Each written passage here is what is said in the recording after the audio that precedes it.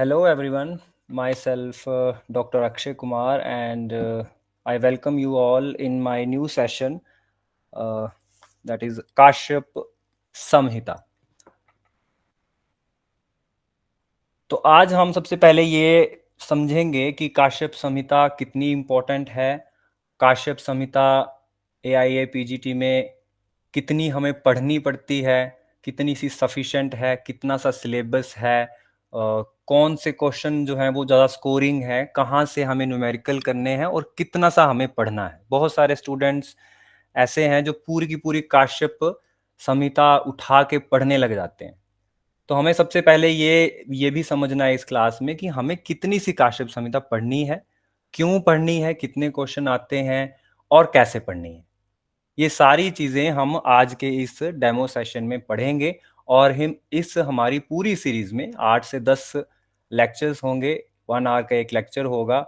हर lecture में आपको PPT से निमोनिक्स बना के सारे बेसिक कंसेप्ट समझा के आपको अच्छी तरह से काश्यप संहिता को पढ़ाया जाएगा, ताकि आपका जो बेसिक स्कोर है वहां से आपका जो रैंक है वो बूस्ट अप हो।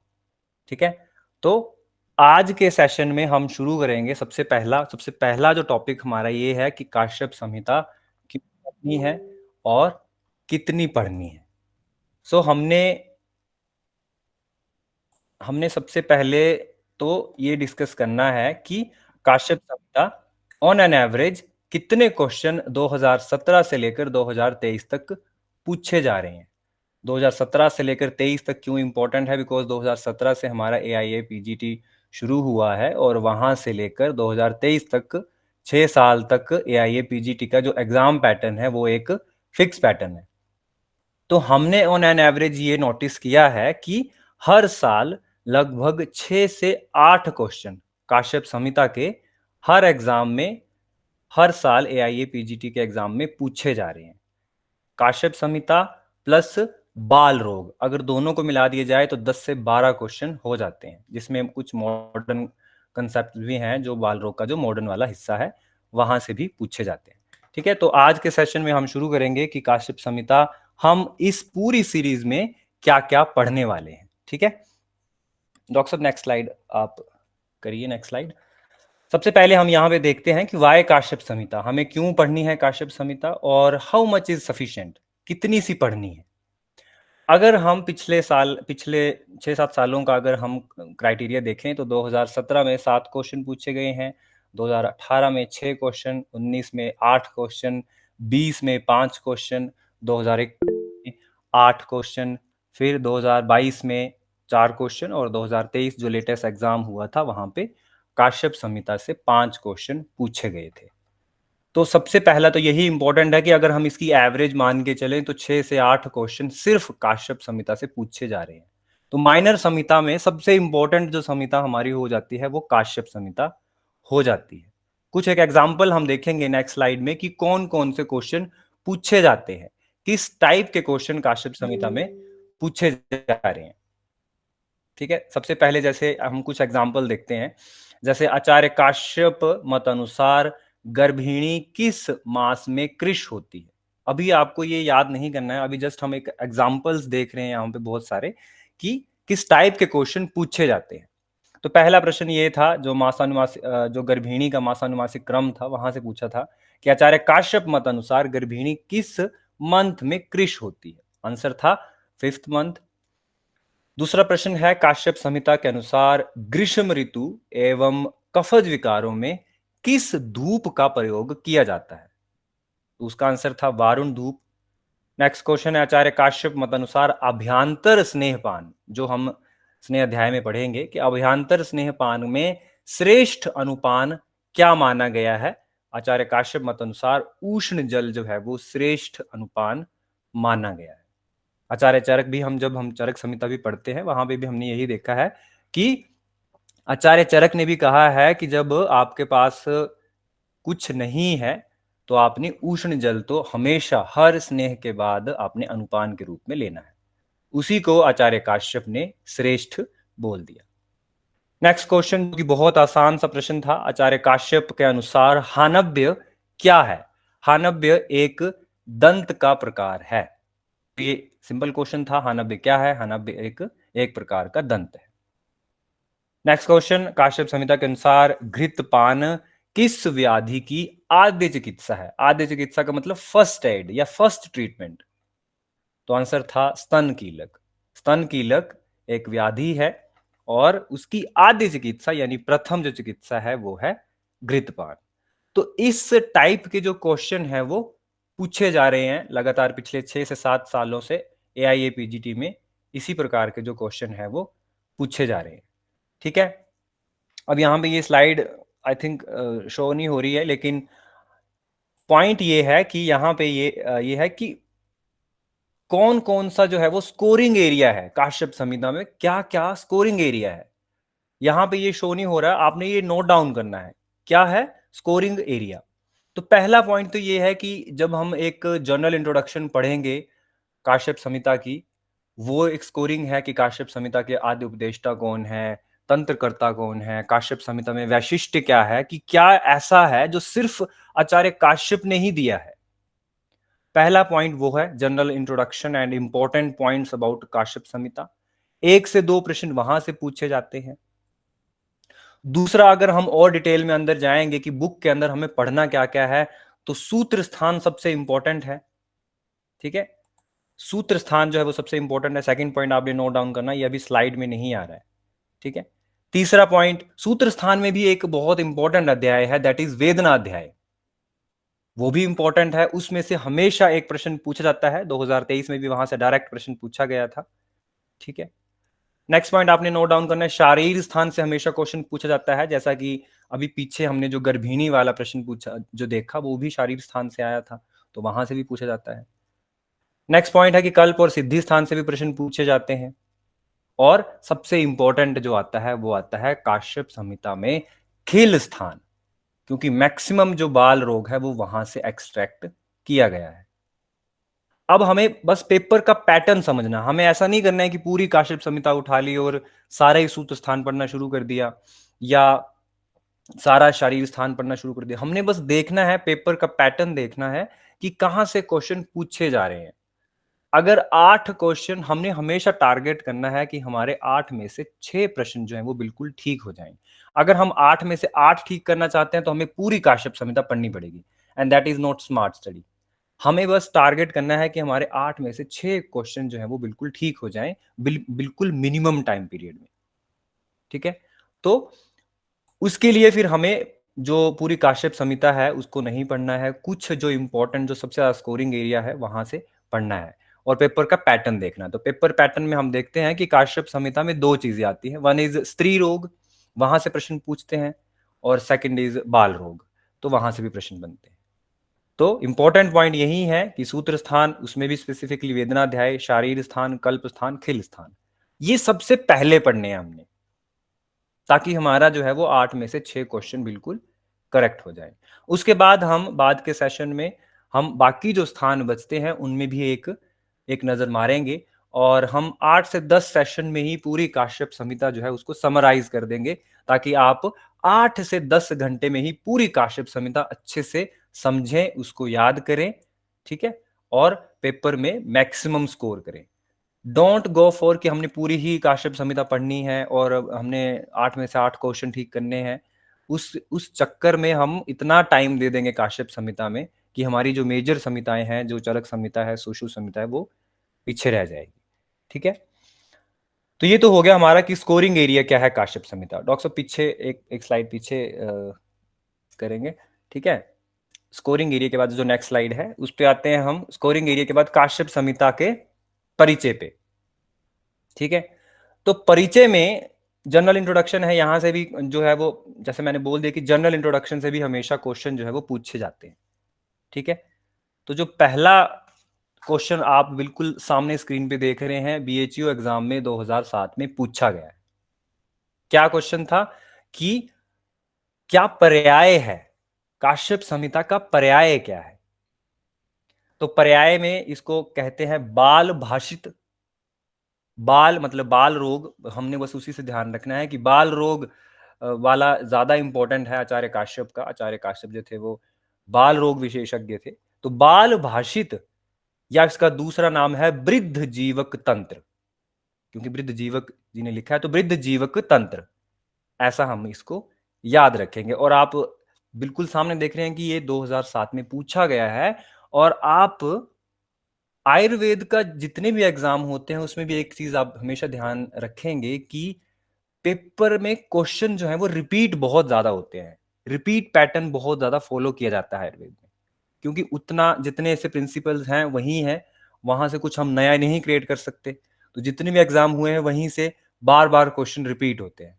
और कौन से रिपीट होंगे, अब जैसे AIA PGT का स्टैंडर्ड एक स्टैंडर्ड एग्जामिनेशन है, तो वहां से जैसे BHU जैसे इतने बड़े इंस्टीट्यूट के क्वेश्चन हमेशा रिपीट होते हैं। तो सबसे पहला क्वेश्चन यही है कि बाल भाषित या वृद्ध जीवक तंत्र जो है वो किसका पर्याय है, काश्यप संहिता का पर्याय है।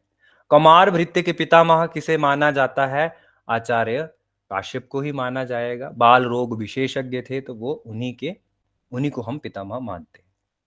पॉइंट आप यहाँ पे नोट डाउन कर लीजिए। अभी कुछ टेक्निकल इशू की वजह से यहाँ पे आधी स्क्रीन जो है वो शो नहीं हो रही है। पॉइंट नोट डाउन करेंगे कि मूल उपदेष्टा कौन थे, काश्यप संहिता के मूल उपदेष्टा कौन थे, आचार्य काश्यप, जिनका नाम है मारीच काश्यप, वो मूल उपदेष्टा थे। ठीक है, उन्होंने उपदेश दिया। ठीक है, देन तंत्रकर्ता कौन थे, जिन्होंने तंत्र लिखा, वो थे वृद्ध जीवक। ये भी क्वेश्चन पूछा गया है, 2006 में क्वेश्चन पूछा गया था कि तंत्रकर्ता कौन थे। तो जब तंत्रकर्ता वृद्ध जीवक थे, इसीलिए इसका नाम क्या है, वृद्ध जीवक तंत्र।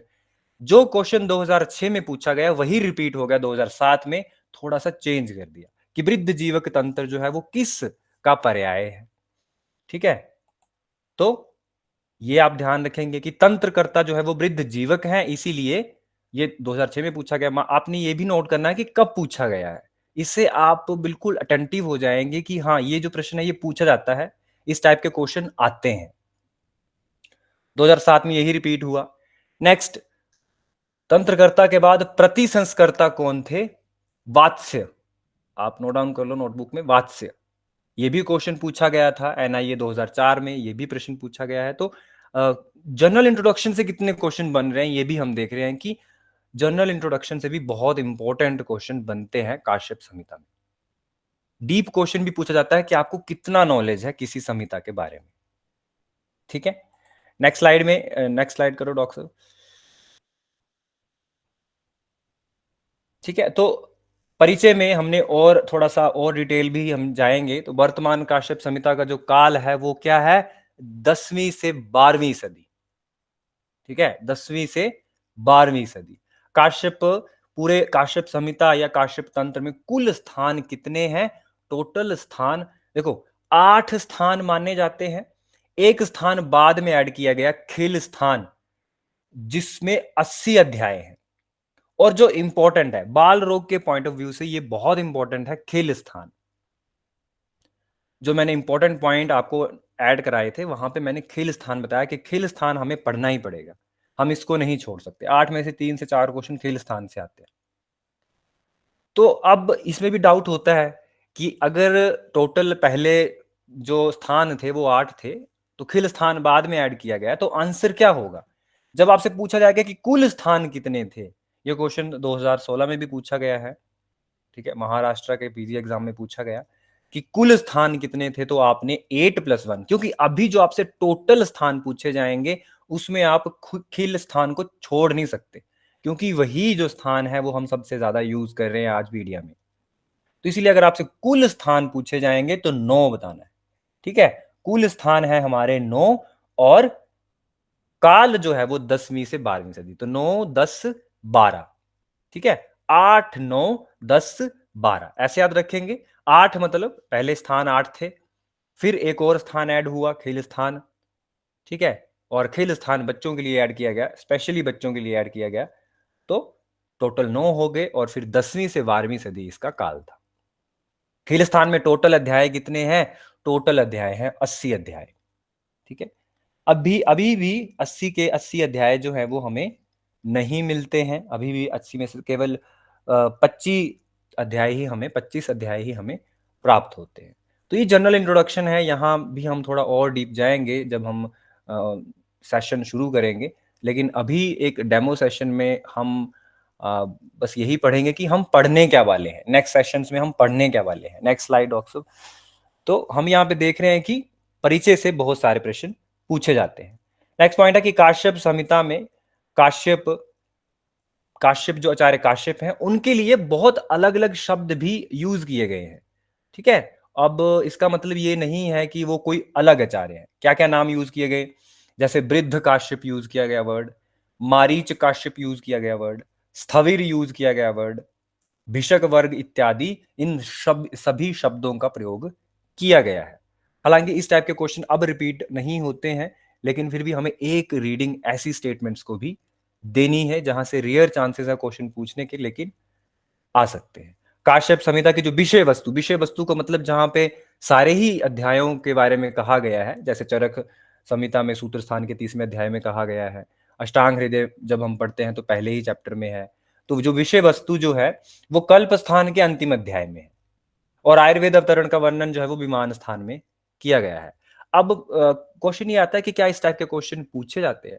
आंसर है बिल्कुल, बिल्कुल पूछे जाते हैं। अभी 2023 में जो प्रश्न आया था, ठीक है, उसमें प्रश्न ये आया था कि काश्यप संहिता में जात हारिणी का जो वर्णन है वो किस किस स्थान में पूछा गया है, कौन से स्थान में है। तो इस प्रकार के प्रश्न भी पूछे जाते हैं। आयुर्वेद अवतरण भी एक एग्जाम में पूछा गया था, एक मेडिकल ऑफिसर का एग्जाम था, वहां पे था कि आचार्य काश्यप ने आयुर्वेद अवतरण का वर्णन किस किस स्थान में दिया है, तो विमान स्थान में दिया है। अभी आपको इतना स्ट्रेस नहीं लेना है इसको याद करने का, लेकिन आपने बस ध्यान रखना है कि इस टाइप के क्वेश्चन भी जो है वो पूछे पूछे जा रहे हैं। ठीक है, तो इन चीजों का हमने ध्यान रखना है। Next slide oxo.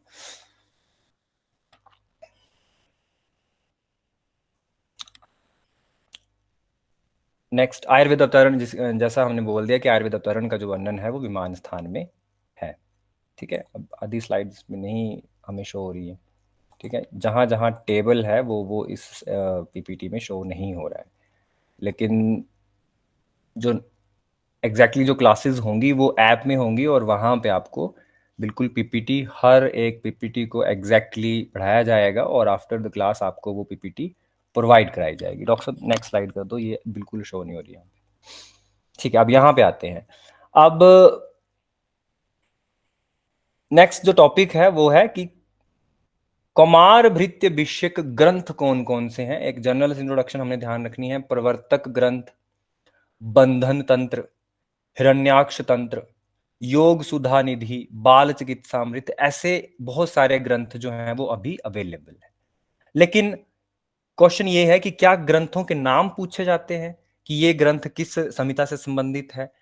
आंसर ये है कि आपसे ग्रंथ के राइटर का नाम पूछा जाएगा, और यही जो है वो पैटर्न फॉलो होता है काश्यप संहिता में भी, यही पैटर्न फॉलो होता है रस शास्त्र में भी। रस शास्त्र में भी आपसे ग्रंथ के जो लेखक हैं उनका नाम पूछा जाता है। तो हमने सारे तो नहीं याद करने, बहुत सारे ग्रंथ और बहुत सारे लेखक हैं, लेकिन हमने कुछ एक इंपॉर्टेंट जो पूछे जाते हैं वही हम इसमें देखेंगे। सबसे पहले आता है एक ग्रंथ का नाम है बाल कुमार तंत्र। बाल कुमार तंत्र किसने लिखा है? रावण ने लिखा है। रावण वही जिसको हम सब जानते हैं। अब हम जानते हैं कि वो बहुत बड़े ब्राह्मण और बहुत बड़े विद्वान थे, और उन्होंने बाल कुमार तंत्र लिखा है। ठीक है, बाल कुमार तंत्र लिखा है उन्होंने। पूरा का पूरा जो बाल कुमार तंत्र है वो अपनी पत्नी के साथ संवाद में, उनसे बातें करते करते उन्होंने पूरा का पूरा ग्रंथ लिख दिया है।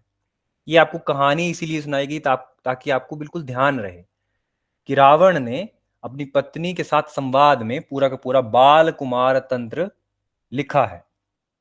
सेकंड पे आते हैं बाल तंत्र। अब कंफ्यूजन इसी में होता है। देखो, बाल कुमार तंत्र एक ग्रंथ का नाम है, एक ग्रंथ का नाम है बाल तंत्र, एक ग्रंथ का नाम है कुमार तंत्र।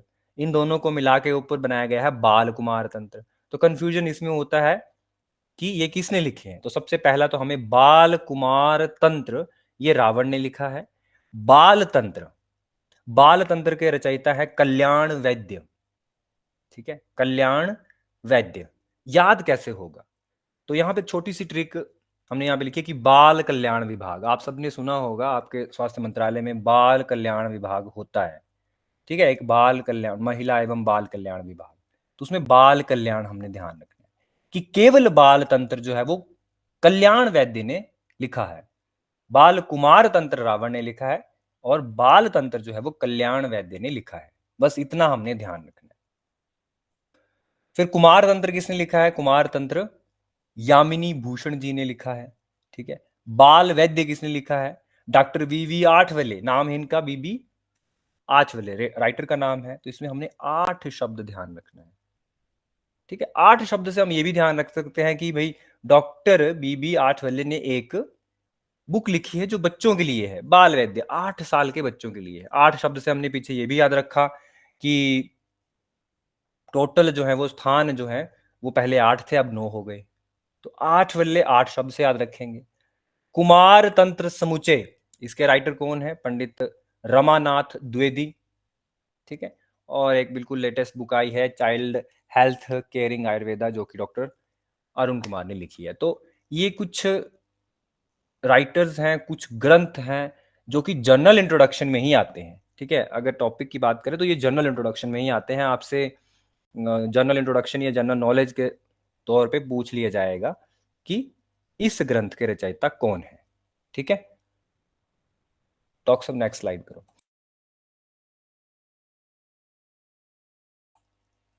तो एक जनरल इंट्रोडक्शन हमने पढ़ ली, वहां से मैंने आपको थोड़ा जनरल बता भी दिया कि ऐसे ऐसे जो प्रश्न है वो पूछे जा रहे हैं, पहले भी पूछे गए हैं, आगे भी पूछे जा सकते हैं। सेकंड जो पॉइंट, जो स्कोरिंग एरिया है वो है काश्यप संहिता का वैशिष्ट या मौलिक देन।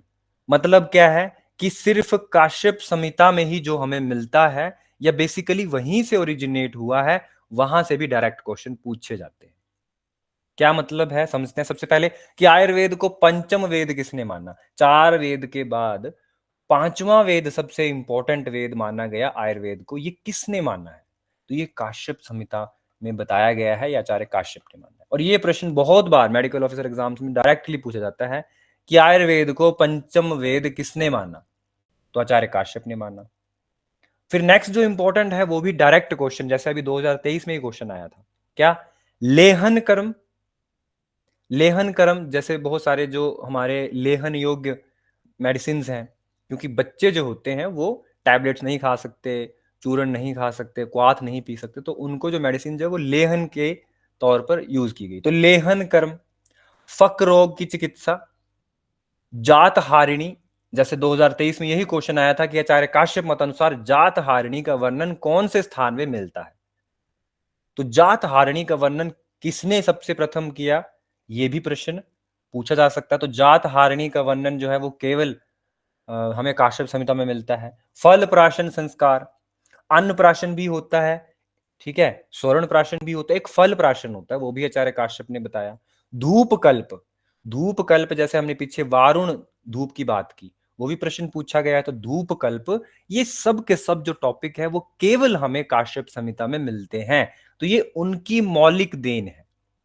मौलिक देन का मतलब है कि केवल हमें उन्हीं ने हमें ये सारे वर्ड्स हैं, ये जो कंसेप्ट हैं, ये केवल हमें काश्यप संहिता में ही मिलते हैं। बाल ग्रहों की संख्या जो है वो 10 बताई काश्यप संहिता में।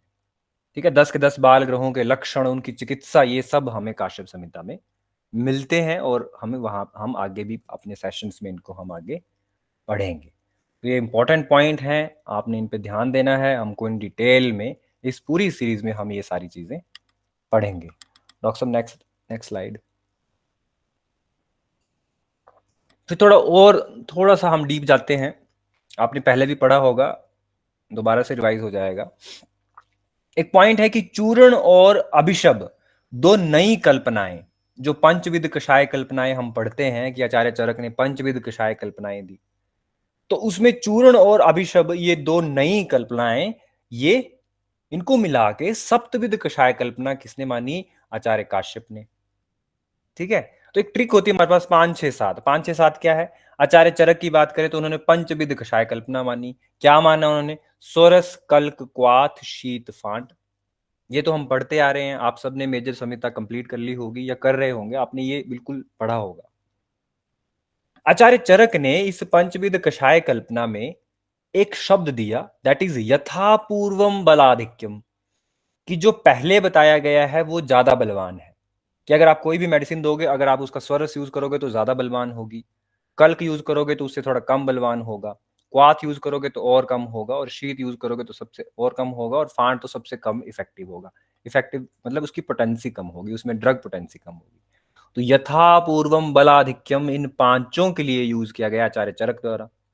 फिर अगर हम आचार्य सुश्रुत की बात करें तो उन्होंने एक और जो है वो कल्पना ऐड कर दी, दैट इज क्षीर कल्पना। और उन्होंने क्या किया, ये भी प्रश्न पूछा जाता है कि उन्होंने 6 कल्पनाएं बताई और क्षीर को सबसे आगे सबसे पहले बता दिया कि क्षीर जो है वो सबसे गुरु कल्पना है। पहले क्षीर, फिर स्वरस, फिर क्लक कल्क, फिर क्वाथ, फिर शीत, फिर फांट। तो ये भी प्रश्न गुरुता का क्रम आपसे पूछ लिया जाएगा कि आचार्य सुश्रुत मत अनुसार गुरुता का क्रम बताओ।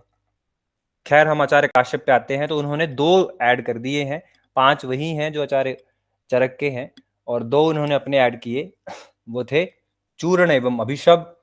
तो स्वरस कल्क क्वाथ शीत फांट चूर्ण एवं अभिशब। 2 तरीके से आपसे क्वेश्चन पूछा जा सकता है। फर्स्ट इज न्यूमेरिकल, कितनी कल्पनाएं बताई, आंसर इज 7। सेकंड इज की कौन कौन सी अलग से बताई, दैट इज चूर्ण और अभिशब। तो आपसे अगर कोई क्वेश्चन पूछेगा कि चूर्ण कल्पना किसने ऐड की, तो आचार्य चरक ने नहीं ऐड की, वो बताया आचार्य काश्यप ने। ठीक है, तो इसमें इसको हम याद रखेंगे ट्रिक 5, 6, 7 से। ठीक है, तो ये सब चीजें हम आगे और डिटेल में इस सीरीज में पढ़ने वाले हैं। डॉक्टर साहब नेक्स्ट स्लाइड। फिर कुछ और पॉइंट्स, इनको हम पॉइंटर बोलते हैं, जो मौलिक देन है, जो वैशिष्ट्य पॉइंट है, वो एक जिसको बोलते हैं सिंगल लाइन वाली चीजें हैं। इसको आप ऐसे पढ़ोगे जैसे आप अखबार पढ़ते हैं, आपने इस पे ज्यादा जोर नहीं लगाना है, ज्यादा इसको याद करने की जरूरत नहीं करनी है, सीधा ही आप एक बार पढ़ोगे आपको याद हो जाएगा। जैसे ट्रिक 5, 6, 7 चूर्ण अभिशब किसने बताया, आचार्य काश्यप ने बताया। बिल्कुल यूनिक सी बात है, आपको इमीडिएटली दिमाग में स्ट्राइक करेगी। फिर चैप्टर्स को कैसे पढ़ना है, आगे डिटेल में कैसे पढ़ना है, वो हम नेक्स्ट सेशन में पढ़ेंगे। सबसे पहले मूत्रकृच्छ एवं कृमि का सर्वप्रथम वर्णन। मूत्रकृच्छ बच्चों में होता है, कृमि रोग भी बच्चों में होते हैं सबसे ज्यादा, है ना। कृमि रोग हम बच्चों में ही देखते हैं। तो मूत्रकृच्छ एवं कृमि रोग का सर्वप्रथम भेद, टाइप्स, मूत्रकृच्छ के टाइप्स, उसके लक्षण वेदनाध्याय में भी पढ़ेंगे हम, बहुत सारे बीमारियों के बहुत सारे लक्षण किसने बताया, सबसे पहले आचार्य काश्यप ने। पेया और येवागु में डिफरेंस किसने बताया, पेया और येवागु बच्चों में यूज करने के लिए सबसे पहले डिफरेंस बताया किसने, आचार्य काश्यप ने। रक्त गुल्म और गर्भ में सर्वप्रथम अंतर, हम पढ़ते हैं चरक चिकित्सा में भी हम पढ़ते हैं कि गुल्म के 5 प्रकार हैं। पांचवा जो गुल्म है वो रक्त गुल्म है, केवल स्त्रियों में होता है, और उसकी चिकित्सा जो है वो हम 10 साल बाद, सॉरी 10 मंथ बाद करते हैं, 10 मास बाद करते हैं। ऐसा क्यों करते हैं, क्योंकि उस टाइम पे हमें डाउट होता था कि क्या वो लेडी रक्त गुल्म से पीड़ित है या वो लेडी प्रेग्नेंट है। तो ये क्योंकि दोनों के लक्षण सेम होते थे, दोनों को मेंसेस नहीं आते थे, दोनों में एब्डोमेन जो था वो उसका साइज बढ़ जाता था, तो इसीलिए हम 10 मंथ तक वेट करते थे। ठीक है, 10 मंथ तक आचार्य चरक ने बोला कि वेट करना है, और 10 मंथ के बाद आपने चिकित्सा करनी है। जब आपको ये बिल्कुल क्लियर हो जाए कि that lady is not pregnant, तब आपने रक्त गुल्म की चिकित्सा करनी है। लेकिन फिर आचार्य काश्यप ने सबसे पहले कुछ फीचर्स बताए जिससे हमें पता चल जाएगा कि either that lady is pregnant या फिर उसको रक्त गुल्म है। तो ये जो डिफरेंशियल डायग्नोसिस के जो पॉइंट थे, ये भी आचार्य काश्यप ने बताए। आचार्य काश्यप ने चतुष्पाद में रोगी को श्रेष्ठ माना, बाकी उन्होंने सबने चिकित्सा को में प्रधान किसको माना, वैद्य को माना। लेकिन आचार्य काश्यप ने बोला कि रोगी सबसे श्रेष्ठ है। आचार्य काश्यप ने कहा कि रोगी नहीं होगा तो आप चिकित्सा किसकी करोगे। तो आचार्य काश्यप ने चतुष्पाद में रोगी को श्रेष्ठ माना तथा चिकित्सा का मूल, कि चिकित्सा का मूल जो है वो वैद्य है। एक व्याधि का नाम है अरिकीलक, जिसका वर्णन आचार्य काश्यप द्वारा किया गया है। गर्भिणी के लिए अंतर्बल्ली शब्द का प्रयोग आचार्य काश्यप ने किया। अम्ल पित्त का सर्वप्रथम वर्णन आचार्य काश्यप ने किया। आपके दिमाग में, जिन्होंने अभी काश्यप संहिता पढ़ना नहीं शुरू की है, उनके दिमाग में अगर ऐसा प्रश्न आए, अगर आपके सामने ऐसा प्रश्न आए कि अम्ल पित्त का वर्णन किस आचार्य ने सर्वप्रथम किया, तो मैक्सिमम चांसेस है कि आप माधव निदान लगा के आएंगे, या आचार्य चरक भी लगा के आ सकते हैं। लेकिन आचार्य काश्यप ने सर्वप्रथम इसका वर्णन किया। गर्भिणी के लिए अंतर्वली अम्ल पित्त का सर्वप्रथम वर्णन Acharya Kashyap. Next question is very much important and very much common in every exam. त्रिदोष को त्रिस्थूण शब्द कहा, त्रिस्थूण शब्द भी आचार्य काश्यप ने ही यूज किया है। तो इनको ज्यादा हम ऐसे बैठ के और मेमोराइज करने की कोशिश नहीं करेंगे, ये सिंपल वर्ड्स हैं जिनको हम बार बार पढ़ेंगे तो हमें ये एकदम से याद हो जाएंगे। और डिटेल में हम और बिल्कुल सूत्र स्थान में कौन कौन से अध्याय हैं, क्या क्या हमने पढ़ना है और क्या क्या पूछा गया है, क्या क्या पूछा जा सकता है, उसमें हम आगे भी जाएंगे। डॉक्टर साहब नेक्स्ट नेक्स्ट स्लाइड।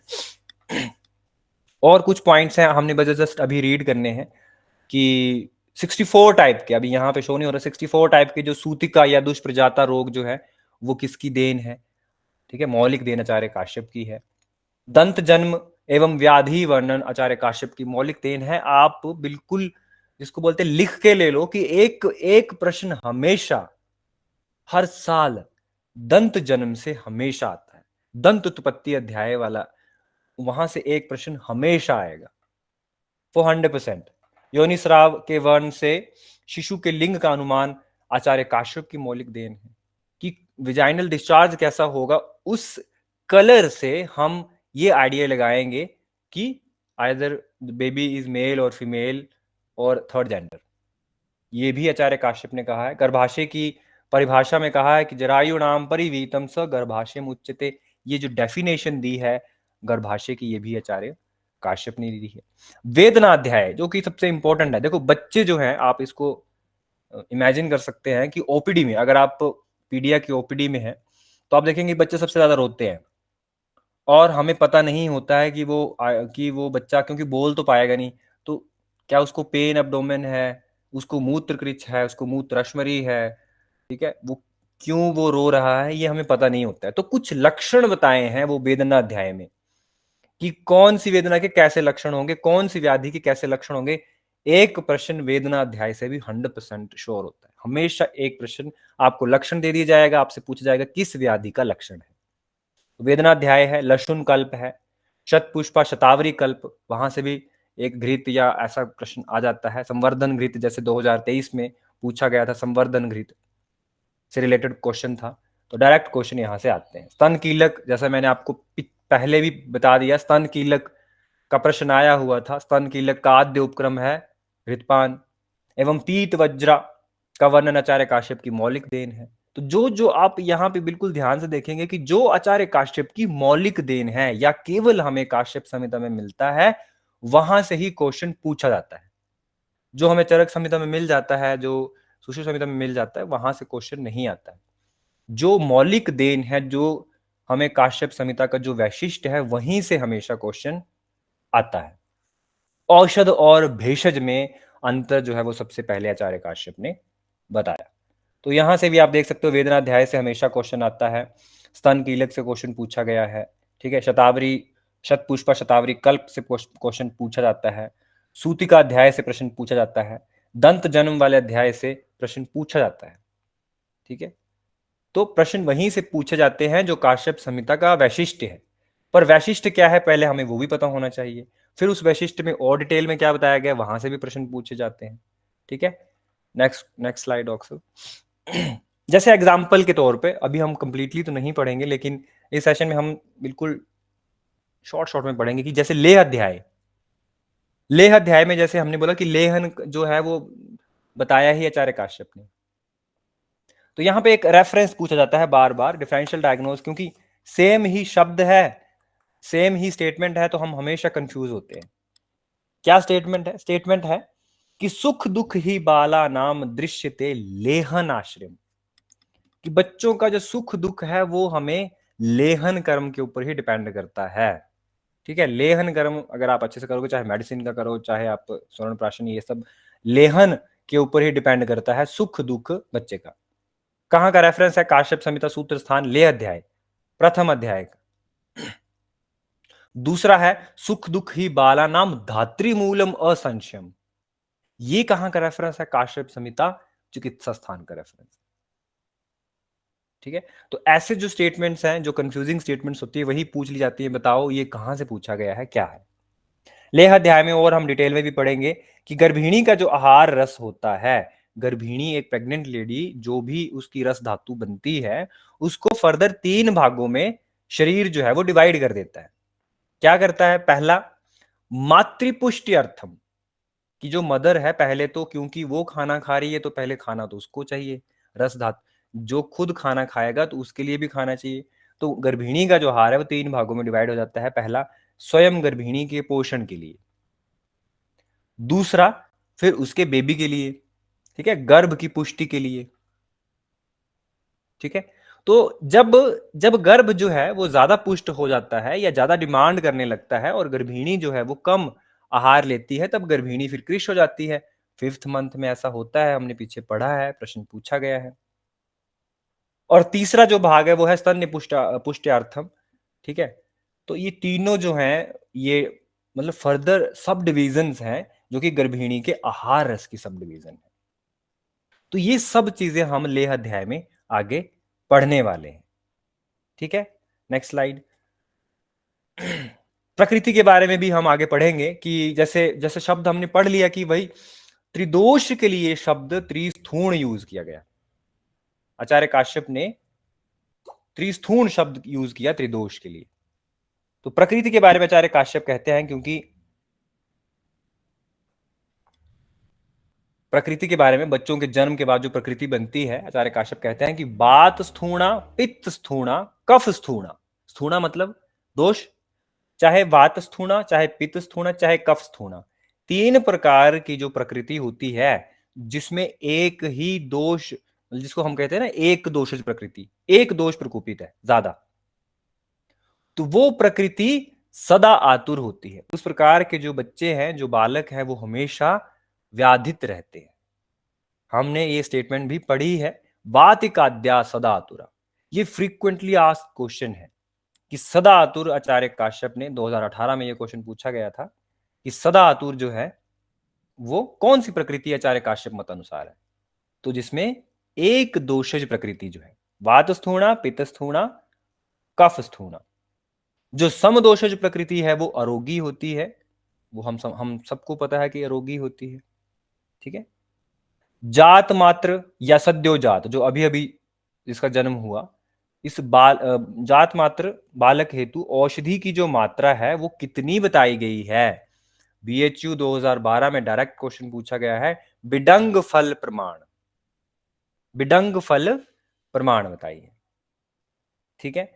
एक हम पढ़ते हैं कि बिडंग फल या मात्रा जात मात्र से देही नाम, ये श्लोक भी पढ़ते हैं। तो शुरुआत कहां से करते हैं बच्चों में, जात मात्र यानी अभी अभी जो जन्मा है बच्चा, उसके लिए बिडंग फल से शुरू करते हैं और मैक्सिमम डोज जो बच्चों में जाती है वो जाती है आमलक प्रमाण में, ठीक है। मैक्सिमम जो डोज जाती है वो जाती है आमलक प्रमाण में। ये है आचार्य काश्यप का जो पीडियाट्रिक डोज का सिस्टम था, ठीक है। फिर आचार्य काश्यप ने कहा कि भाई सभी औषधियों का जो अनुपान है आपके पास वो क्या होना चाहिए, तो बोला मधु एवं सर्पी। मधु एवं सर्पी जो है वो अनुपान सीतोपलादी चूर्ण का भी है। यहां पे आचार्य काश्यप ने बोला कि बच्चे जो हैं वो जो आपकी कड़वी दवाइयां नहीं खाएंगे, तो हमने हर अनुपान में मधु और सर्पी यूज करना है या मधुर औषधियां यूज करनी है, जिससे बच्चे यूज जिसको बच्चे जो है वो अच्छे से या इजीली खा ले, ठीक है। उसके बाद आते हैं हम, अगर जात मात्र हेतु घृत की मात्रा, कि अगर जात मात्र को हमने घृत पान कराना है, अगर औषधि पान करानी है तो बिडंग फल प्रमाण होनी चाहिए, और अगर आपको घृत पान कराना है तो कोल अस्थि प्रमाण होना चाहिए। ये सब हम इस सेशन में डिटेल में पढ़ेंगे। बिडंग फल जो है वो मिनिमम डोज है, एंड देन आमलक प्रमाण जो है वो मैक्सिमम डोज है अकॉर्डिंग टू आचार्य काश्यप। अब ये चीज हमने सुश्रुत संहिता में भी पढ़ी है। आचार्य सुश्रुत ने भी बताया है कि आचार्य सुश्रुत ने बच्चों को 3 भाग में बांट दिया, बच्चों की एज के अकॉर्डिंग। क्या बोला, क्षीरप वो बच्चे जो केवल अभी दूध पीते हैं, क्षीर अन्नाद वो बच्चे जो दूध प्लस अन्न दोनों लेते हैं, और अन्नाद जो केवल अन्न लेते हैं, तो उनमें जो है वो डोज जो है वो बढ़ जाएगी। तो क्षीरप के लिए बोला अंगुली पर्व द्वय प्रमाण में, 2 अंगुली पर्व हम ऐसे समझ लें चुटकी भर जिसको बोलते हैं, ठीक है, चुटकी भर अंगुली पर्व द्वय प्रमाण में। क्षीर अन्नाद की बात करें तो कोल की अस्थि जो होती है, गुठली जो होती है वो छोटी होती है, कोल बड़ा होता है। तो क्षीर अन्नाद ऐसे बच्चे जो दूध भी और अन्न भी साथ में लेते हैं, उसमें कोल अस्थि थोड़ा सा साइज बढ़ा दो, अन्नाद में बोला कोल प्रमाण कर दो और साइज बढ़ा दो। तो यहां पर सिर्फ 3 भागों में बांट दिया, अंगुली पर्व द्वय में, कोल अस्थि प्रमाण में और कोल प्रमाण में। और अगर हम ऊपर जाएं तो आचार्य काश्यप ने बिडंग फल से शुरू किया और मैक्सिमम जो डोज है वो आम्लक प्रमाण तक चले गए। इसको और डिटेल में हम क्लास में पढ़ेंगे। नेक्स्ट स्लाइड डॉक्टर साहब। फिर हम कुछ और पढ़ते हैं। ये राइटर्स के नाम हमने पहले भी पढ़ लिए हैं, ठीक है। तो लेखन अध्याय पे भी हम पढ़ेंगे आगे कि लेहन योग्य बच्चे हैं कौन, ऐसे कौन से बालक हैं जिनको लेहन की जरूरत पड़ी। लेहन में हम बहुत सारी मेडिसिन यूज करते हैं जो कि न्यूट्रिशनल थेरेपी, मतलब बहुत ज्यादा न्यूट्रिशियस वैल्यूज वाली हमारे पास मेडिसिन होती है। तो लेहन योग्य ऐसे कौन से बालक हैं जिनको लेहन की जरूरत पड़ती है। सबसे पहले अक्षीरा, अल्प क्षीरा, दुष्ट क्षीरा, प्रसूता, जिनकी जो माता है अगर वो अक्षीरा है या अल्प क्षीरा है या दुष्ट क्षीरा है या प्रसूता है, तो उन कंडीशंस में अगर आप देखोगे तो बच्चा जो है वो भूखा रहेगा, क्योंकि या तो क्षीर बन नहीं रहा है या अल्प बन रहा है। दुष्ट बनेगा तो जैसे क्षीर दुष्टि, 8 प्रकार की क्षीर दुष्टि दी गई है आचार्य चरक ने, तो दुष्ट क्षीर है तो वो पिलाएगी नहीं बच्चों को माता दूध। या प्रसूता, अब प्रसूता आपने ध्यान रखना है, प्रसूता जो है वो भी फिर उसका बच्चा भी लेहन योग्य होगा। दुष्प्रजाता कि ड्यूरिंग डिलीवरी किसी प्रकार के दोष प्रकुपित हुए हैं, किसी प्रकार की दुष्टि हुई है, धातु दुष्टि हुई है, कोई इन्फेक्शियस डिसऑर्डर हो गया, तो वहां पर भी बच्चे को लेहन पे हमें रखना पड़ेगा। ये सारे के सारे क्वेश्चन, जैसे अक्षीरा, ये क्वेश्चन पूछा गया है 2000 एनआईए 2000 में। दुष्प्रजाता जो है वो लेहन के योग्य है या अयोग्य है, ये भी क्वेश्चन पूछा गया एनआईए। व्याधि पीड़िता, ठीक है, व्याधि पीड़िता है तब भी बच्चों को लेहन कराना पड़ेगा, ठीक है, व्याधि पीड़िता वाला भी प्रश्न पूछा गया है। बात पित्त दोष प्रधान एवं कफ, सॉरी, बात पित्त दोष प्रधान एवं हीन कफ युक्त, तो अगर वात पित्त दोष बहुत ज्यादा बढ़ जाते हैं तब हमें लेहन की जरूरत पड़ती है, क्योंकि कफ का मतलब न्यूट्रिशन होता है। आचार्य चरक ने क्या कहा है, प्राकृतिक कफ मतलब बल और विकृत कफ मतलब मल, कि अगर कफ जो है वो प्राकृतिक रूप में हमारे शरीर में रहेगा तब हमें बल मिलेगा, इसीलिए उत्साह हमेशा कफ देता है। ये सारी चीजें हम यहाँ पे थोड़ा वो भी करेंगे, रिवाइज भी करेंगे आचार्य चरक के मतों को, ताकि हम इसको भी अच्छे से समझ पाए। इसके अलावा वो बालक जो बार बार स्तनपान कराने पर भी तृप्त नहीं होता, बार बार रोता रहेगा, स्तनपान कराने पे भी उसको उतना न्यूट्रिशन नहीं मिलेगा, तो उसको फिर हमें लेहन के लिए, लेहन के लिए वो योग्य है, उसको हमने लेहन का प्रयोग करना है, ठीक है। तो ये सब चीजें हम आगे और अच्छे से पढ़ने वाले हैं। नेक्स्ट स्लाइड डॉक्टर साहब। ठीक है, तो आप बिल्कुल फर्स्ट स्लाइड पे ले जाओ। तो ये जो है वो हम पूरी की पूरी इस सीरीज में हम ये सारी चीजें पढ़ने वाले हैं, और पूरी की पूरी काश्यप संहिता हमें पूरी डिटेल में पढ़ने की जरूरत नहीं है। जो जो चीजें इंपॉर्टेंट हैं, जो जो एरिया स्कोरिंग है, वही वही पोर्शन को हम ज्यादा डीपली पढ़ेंगे। क्या क्या प्रश्न पहले पूछे जाते हैं, अभी भी एआईए पीजीटी के पैटर्न में कौन कौन से प्रश्न पूछे गए हैं, उससे पहले एनआईए और बीएचयू वाले सेशन में कौन कौन से, उन एग्जाम्स में कौन कौन से क्वेश्चन पूछे जाते हैं, बाल रोग में वेदना अध्याय में क्या इंपॉर्टेंट है, खिल स्थान में क्या इंपॉर्टेंट है, दंत जन्मिका अध्याय में क्या इंपॉर्टेंट है, और रेवती कल्प अध्याय, ठीक है, जो जात हारिणियां हैं उन सबको हम और डिटेल में पढ़ेंगे इस पूरी की पूरी काश्यप संहिता में, ठीक है। Okay, thank you so much.